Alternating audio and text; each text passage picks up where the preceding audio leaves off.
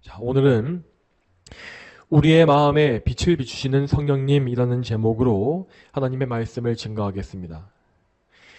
오늘 우리가 읽은 이 본문의 구절에서 예수님은 말씀하시기를 눈이 우리 몸의 등불이다 라고 하신 바 있습니다.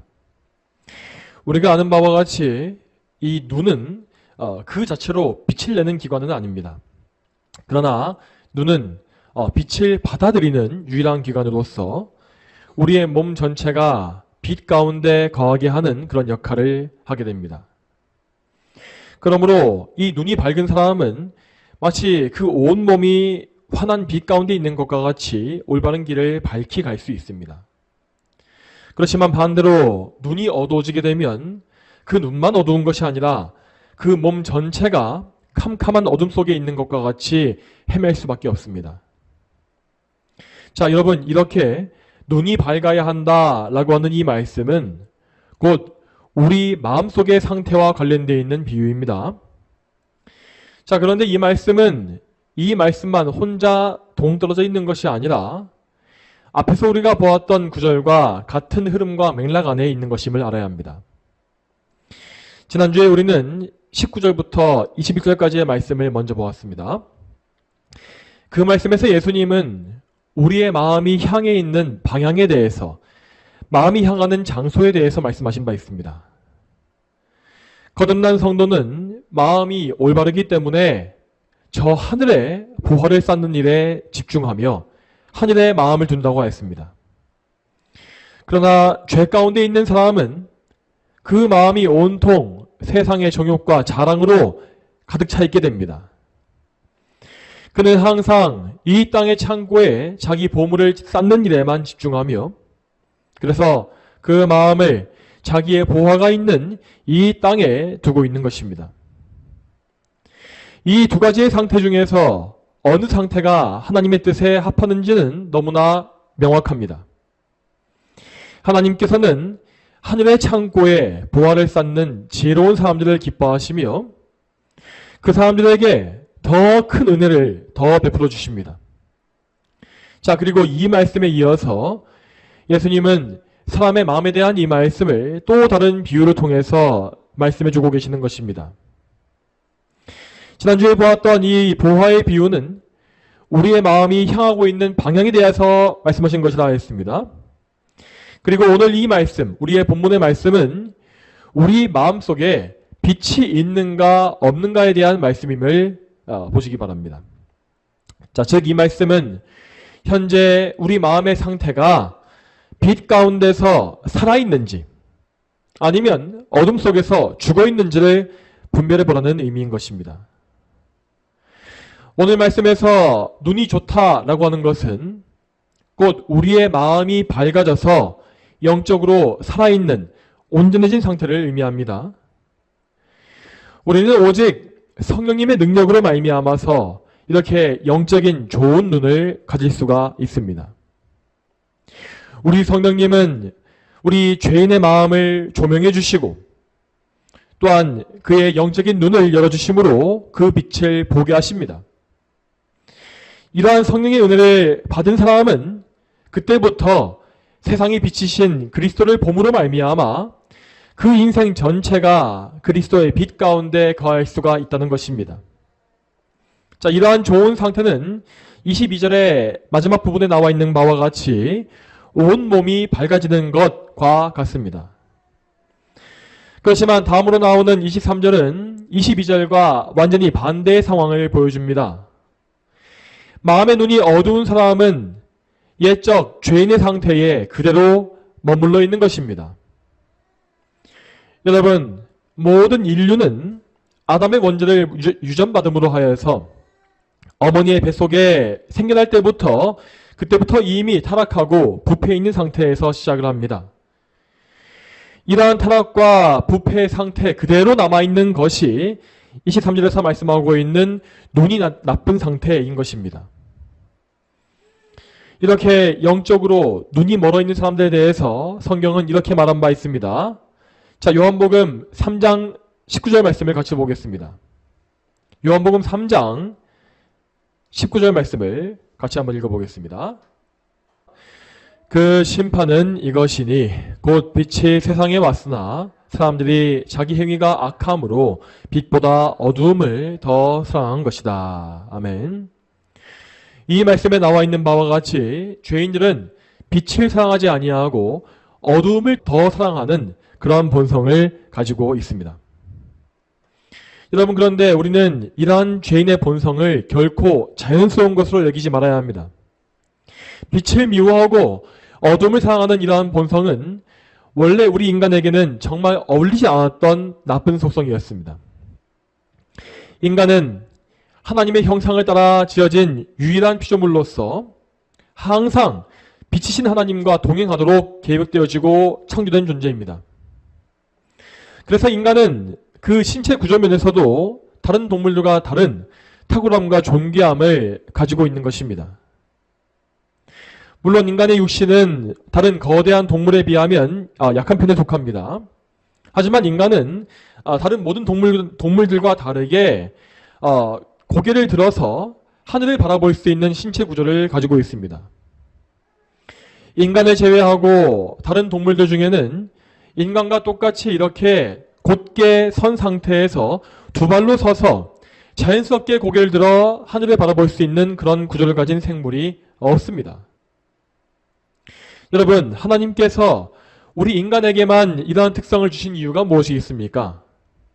자, 이것은 우리가 항상 하늘에 계신 하나님을 바라보고 그분의 빛을 우러러보며 하늘에 계신 하나님께 기도하고 예배하며 그분과 동행해야 함을 보여주고 있는 것입니다. 그렇기 때문에 하나님은 우리를 지으실 때에 언제든지 고개를 들어서 하늘을 바라볼 수 있는 아름다운 모습으로 창조해 주신 것입니다. 또한 원래 우리 인간은 하나님께서 부여해 주신 의를 가지고서 하나님의 빛을 이 세상에 전달하는 사명을 맡고 있었습니다. 그래서 최초의 아담은 이 세상을 다스리고 관리하는 그런 직무를 감당했던 것입니다. 말하자면 아담은 대제사장과 선지자, 왕의 직분을 모두 행했던 존재였습니다. 아담은 대제사장으로서 하나님 앞에 직접 나아가 예배를 드릴 수 있었고, 선지자로서 하나님의 말씀을 직접 들으며 그 들은 말씀을 이 세상에 전파했습니다. 그리고 그는 왕으로서 하나님의 통치를 이 땅에서 대리하는 통치자의 역할을 했던 것입니다. 여러분, 우리 인간이 원래 얼마나 아름답고 탁월한 존재였는지를 잘 생각해 보시기 바랍니다. 이러한 사실을 들을 때에 우리의 마음속에는 이 죄에 대한 미움과 현재 상태에 대한 안타까움과 슬픔이 생겨나야 합니다. 원래 상태에서 우리는 자유롭고 존귀하며 하나님을 마음껏 예배하고 하나님과 동행하며 하나님께 정말 모든 사랑과 모든 마음과 영광을 다 돌려드리는 그러한 삶을 얼마든지 살 수가 있었습니다. 최초의 상태에서 우리의 마음은 하나님을 향하여 감사와 찬송을 올리고 하나님의 성품을 드러내는 그런 밝고 아름다운 역할을 할 수 있었던 것입니다. 그런데 그렇게 존귀한 상태의 인간이 죄로 말미암아 타락하게 되자 그들은 빛이신 하나님을 미워하고 어둠의 영과 어둠의 일들을 사랑하는 존재로 떨어져 버렸습니다.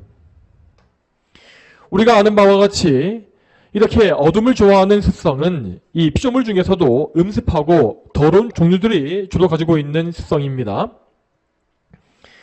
참으로 안 된 표현이지만 죄인들은 자신의 죄로 인하여서 벌레들이나 짐승과 같은 수준으로 어둠을 좋아하는 수준으로 자신을 격화시켜 버린 것입니다.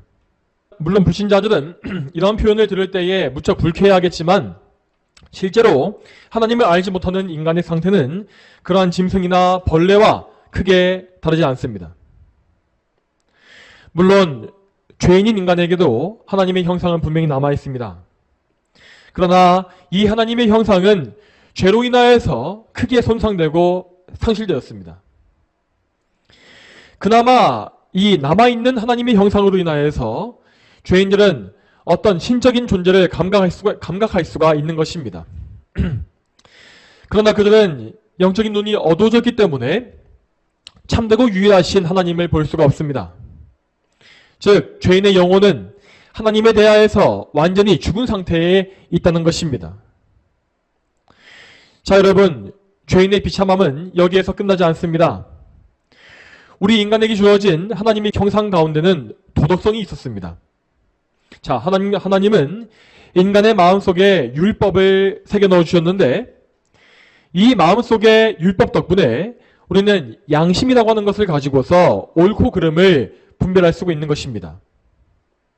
그러나 인간의 타락은 이 도덕성과 양심 역시 크게 손상시켜 버렸습니다. 타락한 인간에게도 도덕성과 양심이 일부 남아있긴 하지만 그들은 더 이상 하나님과의 관계 속에서는 도덕을 생각하지 않습니다. 죄인들은 어떤 행동을 할 때에 이것을 하나님께서 기뻐하시는가 그렇지 않은가 하는 문제에는 관심이 없다는 것입니다. 그 대신에 그들은 자기의 기준에서 그리고 타인의 눈치를 보면서 인간의 기준에서 선하다고 여겨지는 것을 적당히 해가고 나서 그 기준을 만족시키면 자신을 의롭다고 선한 존재라고 생각해버립니다. 또한 더 나아가서 죄인들은 하나님께서 증오하시는 죄를 깊이 사랑하는 지경에 이르렀습니다. 그러한 본성으로 인하여서 인간의 마음은 정말로 온갖 더럽고 추악한 죄악을 계속 뿜어내는 죄악의 생물과 같은 상태가 되고 말았습니다. 인간의 마음이 만들어내는 죄에 대해서 성경은 이렇게 증거하고 있습니다. 마가복음 7장 21절부터 23절 말씀을 같이 보겠습니다. 마가복음 7장 21절부터 23절 말씀 같이 보겠습니다. 사람들의 마음 속에서 악한 생각들이 나오는데 곧 음행, 도둑질, 살인, 간음, 탐욕, 악독, 속임수, 방탕, 악한 눈, 비방, 교만, 어리석음이다. 이 모든 악한 것들은 다 속에서 나와서 사람을 더럽힌다. 아멘. 자, 우리는 이 말씀이 나왔던 당시의 배경을 먼저 짚어봐야 합니다. 방금 우리가 읽었던 말씀을 말씀하시기에 앞서서 예수님은 말씀하시기를 밖에서 사람 안으로 들어가는 것은 무엇이든지 그를 더럽게 할 수 없다라고 하셨습니다. 예수님께서 이런 말씀을 하신 이유는 바리새인들의 어리석은 생각을 지적하시기 위함이었습니다. 바리새인들을 포함한 유대교인들은 율법의 정결법을 문자적으로 준수하기 위하여서 정결한 것과 부정한 것을 나누는 일을 좋아했습니다. 그들은 부정한 것을 멀리하기 위하여서 모든 이방인들을 다 멀리하였고 또한 부정한 직업을 가진 사람이나 죄인이라고 알려진 사람들을 다 멸시했습니다. 그리고 그들은 자신의 몸을 항상 청결하게 유지하고 율법에 허락된 음식만을 먹었죠. 그 외에도 그들은 정말 철저하게 정결의 규칙을 지켰습니다. 그리고 그들은 자기가 정결법을 잘 지켰기 때문에 지금 정결하고 거룩한 상태에 있다라고 굳게 믿었습니다. 그들은 자신이 원래부터 아브라함의 자손이요 거룩한 선민이라고 믿었기 때문에 자기 몸 밖에서 더러운 것이 들어오지만 않으면 자기는 내적으로 깨끗하다라고 믿은 것입니다. 그렇지만 사실 그들은 자기의 내적인 더러움을 먼저 알아야 했습니다. 그들을 더럽히고 부정하게 만드는 것은 결코 더러운 음식이 아니었습니다. 모든 죄인들은 원래부터 내적으로 그 안에서 부정한 상태에 있고 그 마음에서 계속 뿜어져 나오는 온갖 죄로 인하여서 속에서부터 더더욱 더 더러워져 가는 것입니다. 여러분, 우리는 이러한 말씀을 우리 자신에게도 적용해야 합니다. 우리는 본성적으로 자꾸만 죄의 문제, 더러움의 문제를 우리 밖에서 찾으려고 하는 본성이 있습니다. 자, 그러니까 어떤 행동이 죄냐 아니냐, 이런 행동이 더러운 것인가 깨끗한 것인가, 이러한 것을 끊임없이 구별하려고 하는 것입니다. 그런 가운데서 우리는 우리가 생각하기에 뭔가 깨끗하다고 생각되는 행동을 하면 스스로 만족해야 하고, 또 반대로 뭔가 죄악되다고 여겨지는 그런 행동을 하게 되면 자책하며 낙심하는 것을 볼 수 있습니다. 물론 우리는 하나님의 계명에 입각하여서 선과 악을 분별할 수 있는 지혜를 가져야 합니다. 그러나 우리가 가장 먼저 생각해야 할 것은 겉으로 드러난 모양이나 행동이 아닙니다. 우리는 항상 우선적으로 우리 안에 있는 죄성을 생각하고 우리의 죄성이 모든 더러운 죄의 근원이라는 사실을 알아야 합니다. 그렇다면 당연히 우리는 항상 우리의 내적인 본성과 내적인 죄성에 대해서 슬퍼하면서 하나님께 도움을 구할 수밖에 없을 것입니다. 여러분 항상 기억하시기 바랍니다. 우리가 아무리 우리 생활을 잘 단속하고 우리의 죄를 조목조목 잘 구분한다 할지라도 우리는 절대로 모든 죄를 피하는 것이 불가능합니다. 우리는 가장 먼저 우리 안에 있는 죄의 근원을 다루고 그 죄의 근원을 해결해야 합니다. 나의 죄성, 타락한 본성, 죄를 사랑하는 우리의 마음을 놓고 애통해야 하는 것입니다. 여러분, 이러한 우리의 내적인 타락성은 우리의 타고난 본성이기 때문에 우리의 노력으로는 절대 해결할 수 없는 문제입니다. 우리는 죄인을 거듭나게 하시고 거룩하게 만들어 가시는 성령님께 의지해야 합니다. 성령님은 우리의 마음에 오시어서 모든 어두움을 내어 쫓으시고 우리의 죽은 영혼을 살리셔서 빛을 보여주시는 분이라 했습니다. 그리고 성령님은 예수 그리스도께서 이루신 모든 구원의 공로를 가지고 오셔서 우리의 마음에 적용해 주심으로 우리를 실제로 살리고 죄에서 떠나게 하시며 거룩하게 하시는 귀중한 사역을 행하십니다. 우리는 이 사실을 믿고서 오직 성령님께 우리 자신을 의탁하고 맡겨야 할 것입니다. 그러면 다시 오늘 본문으로 돌아와서 23절의 두 번째 문장을 살펴보겠습니다. 자, 제가 읽겠습니다. 그러므로 내 속에 있는 빛이 어두우면 그 어두움이 얼마나 심하겠느냐. 아멘. 자, 이 구절에서 예수님은 마음속에 빛이 없는 죄인들의 상태가 얼마나 심각해질 수 있는지를 말씀하고 계십니다. 자, 이에 대한 부연 설명은 우리가 아까 찾아보았던 마가복음 7장 21절부터 23절에 있습니다. 거기에는 죄인의 마음에서 나오는 온갖 죄악의 종류가 자세히 나와 있던 것을 볼 수 있었습니다. 음행, 도둑질, 살인, 간음, 탐욕, 악독, 속임수, 방탕, 악한 눈, 비방, 교만, 어리석음. 자, 이러한 죄악들은 모두 어두운 죄인의 마음이 맺는 열매입니다. 그들이 이토록 악한 열매를 맺을 수밖에 없는 이유는 그들이 하나님과 단절되어 있기 때문이며 그들 가운데 성령께서 계시지 않기 때문입니다. 여러분 또한 죄인들은 절대 처음에 이 조금 악한 상태에 멈춰 있는 법이 없습니다. 그들은 시간이 갈수록 하나님과 더 멀어지게 되며 더욱더 깊은 어둠 속에 빠져들어가게 됩니다.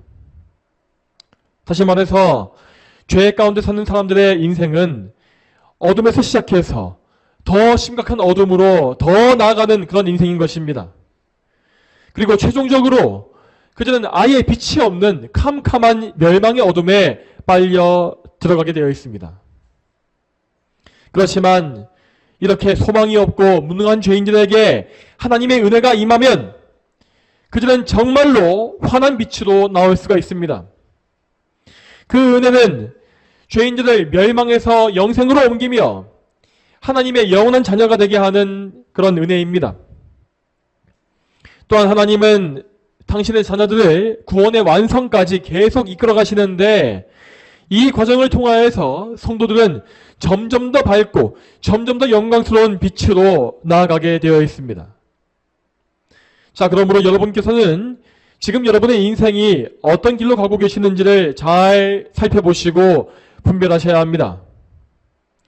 성도와 죄인의 인생은 너무나 명확하게 갈라져 있습니다. 참된 성도는 하나님의 은혜 안에 있기 때문에 그 삶이 점점 더 가면 갈수록 성령 충만해지고 성령의 빛으로 가득해지게 되어 있습니다. 그 삶에는 계속해서 어둠이 쫓겨나고 죄가 죽어가며 그리스도를 믿는 믿음과 확실히 더 강해집니다. 그 굳센 믿음, 확실한 믿음은 성도들을 그리스도와 더 견고하게 연합하게 하며 그 연합으로 말미암아 성도들은 그리스도를 닮아가는 거룩한 성품의 열매를 더 많이 맺고 풍성히 맺는 것입니다. 자, 이러한 열매는 곧 죄의 세력이 약화되고 죄의 열매가 끊어지는 것으로 드러나게 되어 있습니다. 앞에서 보았던 음행과 도둑질과 살인과 같은 그런 죄, 이러한 죄악이 우리 마음속에서 끊어지며 더 이상 나오지 않는다는 것입니다. 이러한 변화는 우리의 의지나 우리의 연륜과 경험에 의해서 이루어지는 일이 결코 아닙니다. 이 모든 거룩한 변화는 오직 우리가 거룩하신 그리스도의 인성에 연합하였기 때문에 생겨날 수 있는 것입니다. 성도는 성령님을 통하여서 예수 그리스도의 온전한 인성과 굳게 연합합니다. 우리가 가진 인성은 너무나 연약하고 죄의 세력이 여전히 남아있기 때문에 스스로 할 수 있는 일이 전혀 없습니다. 그러나 우리는 완전히 거룩하고 흠이 없는 예수님께 연합함으로써 예수님으로 인하여 거룩한 사람이 되어 가는 것입니다. 이러한 것이 바로 예수님을 닮는 것이고 하나님의 형상이 우리 안에 드러나는 것임을 우리는 알아야겠습니다. 여러분, 정말로 예수님과 연합되어진 성도들에게는 이러한 성화의 역사, 거룩함의 역사가 일어나게 되어 있음을 아시기 바랍니다. 내가 예수님을 믿고 거듭나긴 했는데 성화가 일어나지 않는다라고 하는 것은 그런 경우는 존재하지 않습니다. 그리스도께 접붙여진 모든 성도는 성령님의 주권적인 인도하심으로 말미암아 그리스도를 닮는 열매를 맺습니다. 그러므로 만일 우리에게 이러한 변화가 없고 여전히 마음속에서 온갖 죄가 뿜어져 나오는 것을 어찌할 수 없다면 우리는 지금 그리스도와 연합해 있는 것이 아닙니다. 또한 우리가 어떤 특정한 죄에 대해서 계속해서 반복적으로 넘어지고 있다면 우리는 그 부분에 대해서 탄식만 하고 있을 것이 아니라 그 부분에 그리스도와의 연합이 제대로 이루어져 있는지를 진단해 봐야 하고 그리스도께 그 문제를 가지고 가야 합니다. 죄의 문제는 결단코 우리의 힘으로 해결할 수 없습니다. 그렇지만 우리가 우리의 죄를 온전히 가지고 가서 그리스도께 다 맡겨놓고 그분 앞에 내려놓을 때에 해결할 수 없는 죄의 문제란 없습니다. 그러므로 여러분, 결단코 죄의 문제를 어쩔 수 없다고 단정 짓거나 포기하지 마십시오. 내가 애써봤는데 절대 해결할 수가 없더라. 나는 원래 이런 사람이라서 어쩔 수가 없다. 이런 생각은 성경에서 전혀 근거가 없는 생각입니다. 오히려 우리는 우리의 무능함을 깊이 알아갈수록 더더욱더 이것을 포기하지 말고 우리의 문제를 더 간절하게 예수님께 가지고 나가야 하는 것입니다.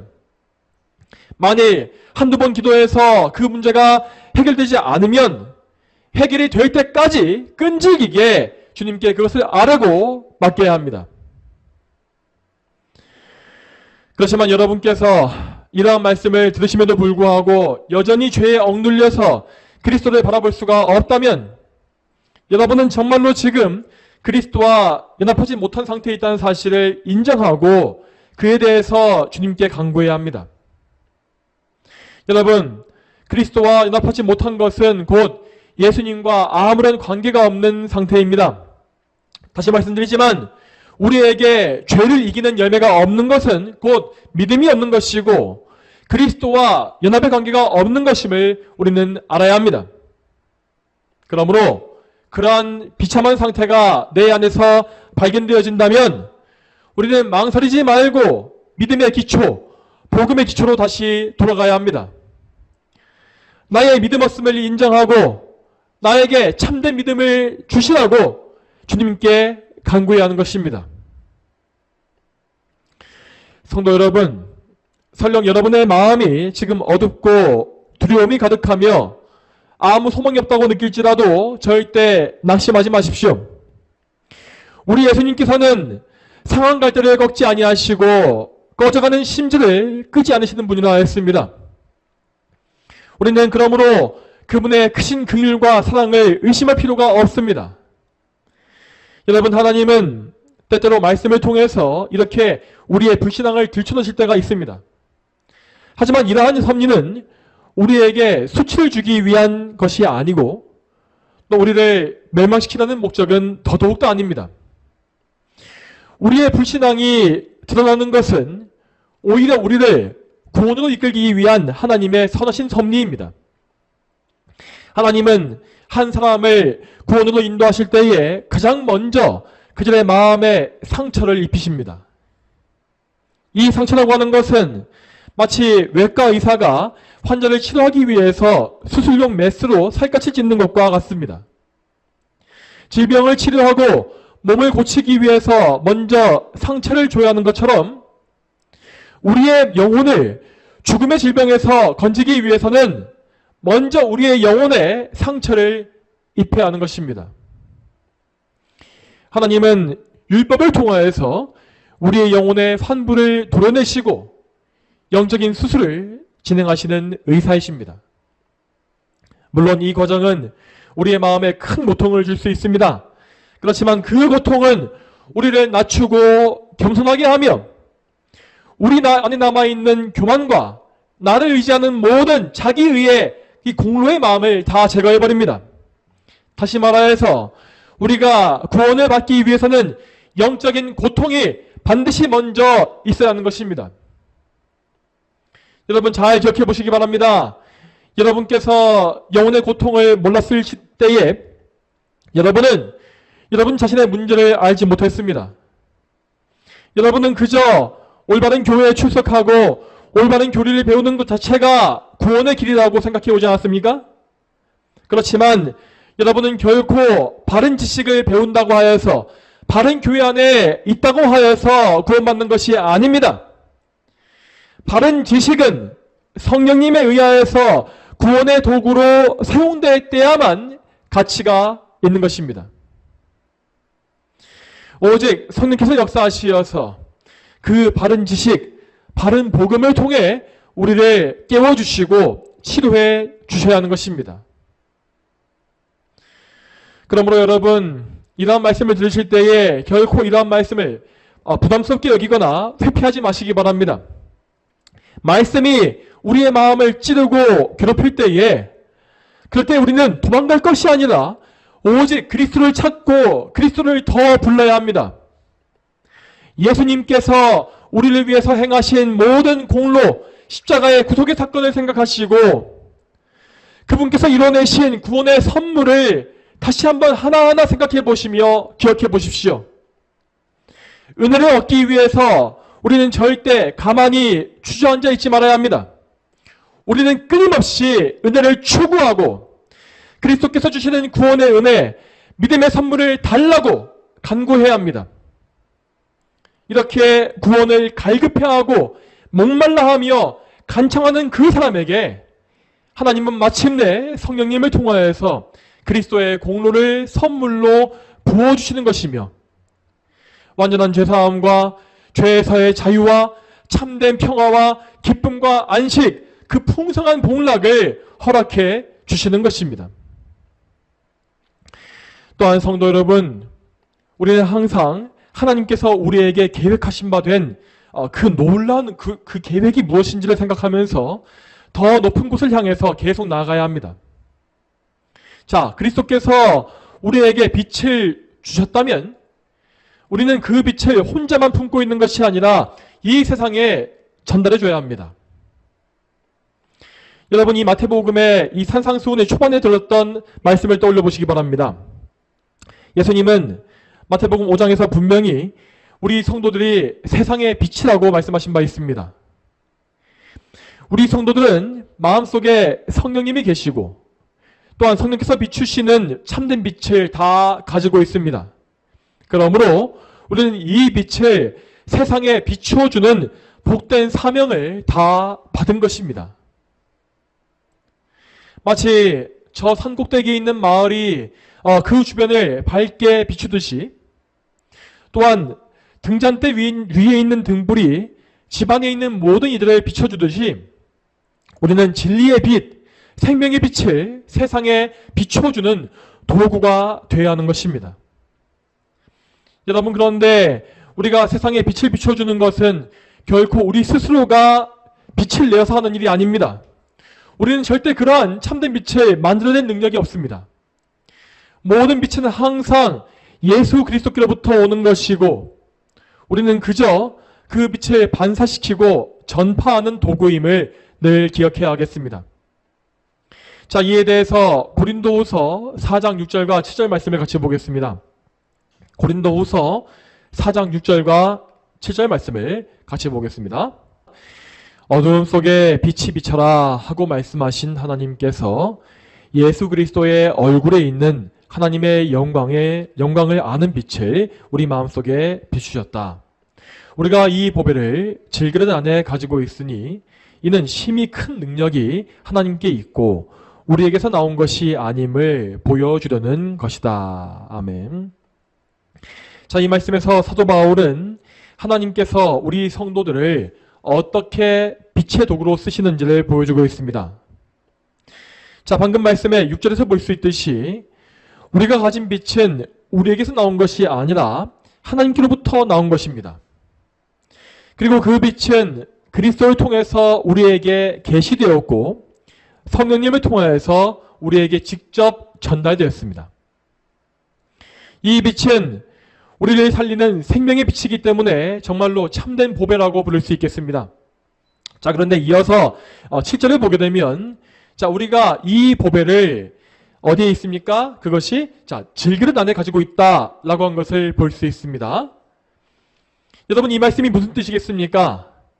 이 질그릇은 곧 우리의 연약한 인성을 가리키는 비유의 말씀입니다. 질그릇이라는 것은 흙을 반죽해서 모양을 만들어 놓고 유약을 바르지 않은 채로 초벌구이만 해서 만드는 그릇입니다. 질그릇은 보기에도 투박하고 표면도 거칠며 겉보기에 어떤 예쁨이나 정교함이 전혀 없습니다. 그리고 이것은 바닥에 떨어뜨리게 되면 금세 깨져버리는 그런 약함을 또 가지고 있습니다. 이렇게 투박하고 보잘것없는 질그릇과 같이 우리의 인성은 그리스도의 빛을 담아내고 전달하기에는 너무나 부족한 것이 사실입니다. 자, 그런데 우리는 맨 처음에 우리 자신이 이러한 질그릇이라는 사실을 잘 몰랐습니다. 우리는 옛날에 마음이 교만하고 자부심이 강해서 나는 아름다운 도자기라고, 나에게는 이러이러한 장점과 유능함이 있다고 생각했던 것입니다. 그러나 우리는 그리스도 안에 들어와서 살아가는 가운데에서 나 자신이 연약한 질그릇에 불과하다는 사실을 더 깊이 알아가고 있습니다. 이렇게 사람이 겸비해지는 것은 오직 죄인을 연단하시는 성령의 역사로서만 가능한 일입니다. 하나님은 우리를 통하여서 모든 사역을 이뤄내신 이후에 그분께서만 홀로 영광을 받으시기 위하여 우리의 비천함과 연약함을 계속해서 더 깊이 알게 하시는 것입니다. 하지만 이 과정 속에서 우리는 점점 더 영적인 눈이 밝아질 것이고 하나님의 영광을 밝히 볼 수가 있습니다. 우리는 그 과정 속에서 우리 인성의 비참함, 질그릇같이 약한 그러한 비참한 인성을 더 많이 알고 보게 되겠지만, 자, 그와 동시에 이 질그릇과 같이 연약하고 보잘것없는 우리에게 그리스도의 보혈을 담아주신 하나님을 더 찬송할 수 있을 것입니다. 사랑하는 여러분, 오늘도 들으신 이 말씀을 더 깊이 생각해 보시고 여러분 안에 성령께서 주시는 참된 빛이 있는지, 또한 그 빛의 결과인 성령의 열매가 있는지를 점검해 보시길 바랍니다.